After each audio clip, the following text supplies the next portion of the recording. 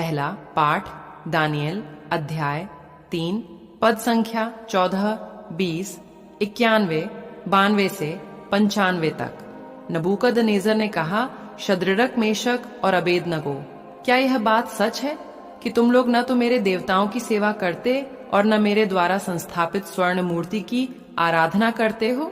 क्या तुम लोग अब तुरही, वंशी, सितार, सारंगी, वीणा और सब प्रकार के वाद्यों की आवाज सुनते ही मेरी बनाई मूर्ति को दंडवत कर उसकी आराधना करने को तैयार हो? यदि तुम उसकी आराधना नहीं करोगे तो उसी समय प्रज्वलित भट्टी में डाल दिए जाओगे। तब कौन देवता तुम लोगों को मेरे हाथों से बचा सकेगा?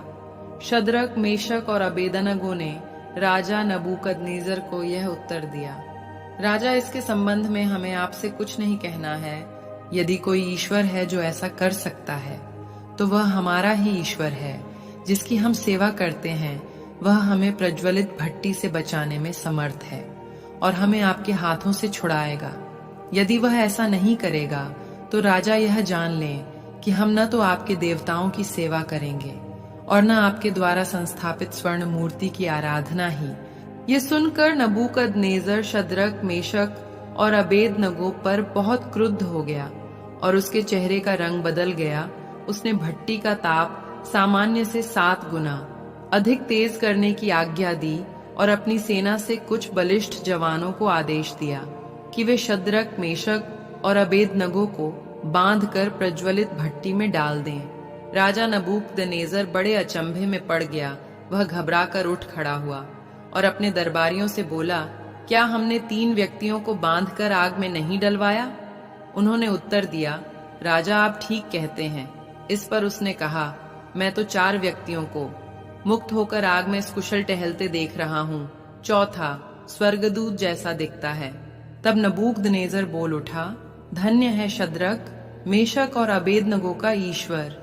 उसने अपने दूत को भेजा है जिससे वह उसके उन सेवकों की रक्षा करे जिन्होंने ईश्वर पर भरोसा रखकर राजाज्ञा का उल्लंघन किया और अपने शरीर अर्पित कर दिए, क्योंकि वे अपने ईश्वर को छोड़कर किसी अन्य देवता की सेवा या आराधना नहीं करना चाहते थे।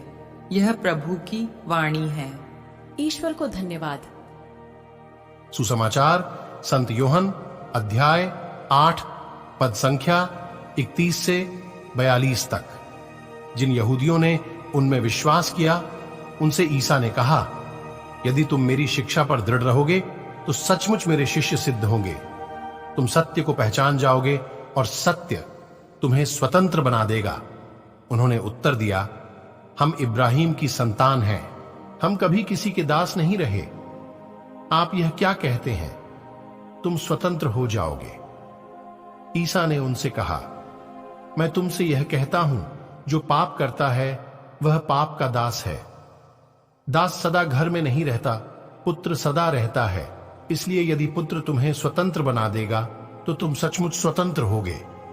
मैं जानता हूं कि तुम लोग इब्राहिम की संतान हो, फिर भी तुम मुझे मार डालने की ताक में रहते हो, क्योंकि मेरी शिक्षा तुम्हारे हृदय में घर नहीं कर सकी।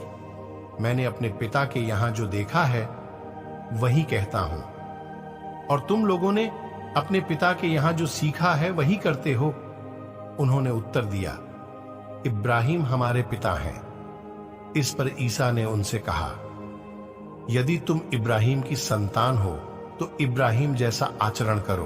अब तो तुम मुझे इसलिए मार डालने की ताक में रहते हो कि मैंने जो सत्य ईश्वर से सुना वह तुम लोगों को बता दिया। यह इब्राहिम जैसा आचरण नहीं है, तुम लोग तो अपने ही पिता जैसा आचरण करते हो। उन्होंने ईसा से कहा, हम व्यभिचार से पैदा नहीं हुए, हमारा एक ही पिता है और वह ईश्वर है। ईसा ने यहूदियों से कहा, यदि ईश्वर तुम्हारा पिता होता तो तुम मुझे प्यार करते, क्योंकि मैं ईश्वर से उत्पन्न हुआ हूं और उसके यहां से आया हूं। मैं अपनी इच्छा से नहीं आया हूं, मुझे उसी ने भेजा है। यह प्रभु का पवित्र सुसमाचार है। हे ख्रीस्त, तेरी स्तुति हो। मनन चिंतन। मेरे प्यारे विश्वासी भाई बहनों, जब आप ईश्वर के सामने घुटने टेकते हैं तो वह आपके लिए खड़ा होता है, और जब परमेश्वर आपके पक्ष में खड़ा हो तो कोई भी आपके विरुद्ध खड़ा नहीं हो सकता। ईश्वर हमेशा उनकी रक्षा करते हैं और उनका समर्थन करते हैं जो उनकी संप्रभुता में दृढ़ विश्वास दिखाते हैं। 3 युवकों शद्रक, मेशक और अबेदनगो द्वारा राजा नबूकदनेस्सर की आराधना करने से निडर होकर इनकार करना विश्वास और साहस का एक उल्लेखनीय उदाहरण बन गया। इन युवकों को उस खतरे के बारे में पता था जिसे उन्होंने हुक्म का पालन करने से इनकार करके उठाया था। जैसी कि उम्मीद थी, उन्हें जलती भट्टी में डाल दिया गया। उन्होंने अपने विश्वास का दावा किया कि ईश्वर उन्हें बचाने में सक्षम है। विश्वास के साहस में शक्ति होती है जब हम अपने दैनिक जीवन में परमेश्वर के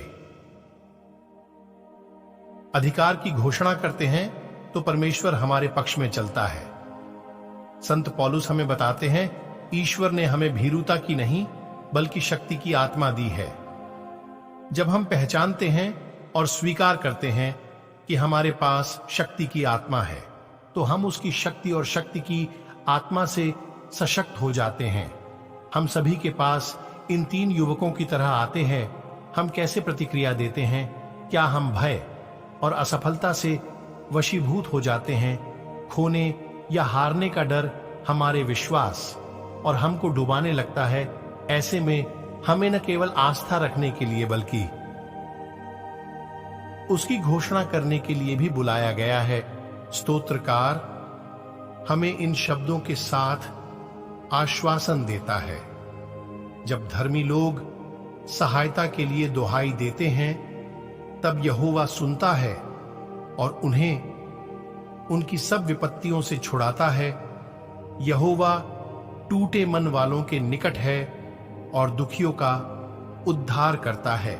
धर्मियों के दुख बहुत हैं परंतु यहोवा उन सब से उन्हें छुड़ाता है। आइए यीशु में विश्वास और साहस के साथ रहने के एक नए तरीके का अभ्यास करें। आइए हम वचन पर मनन चिंतन करें। आप सभी को परमेश्वर आशीष तथा शांति प्रदान करे। आमीन। जय मसीह की।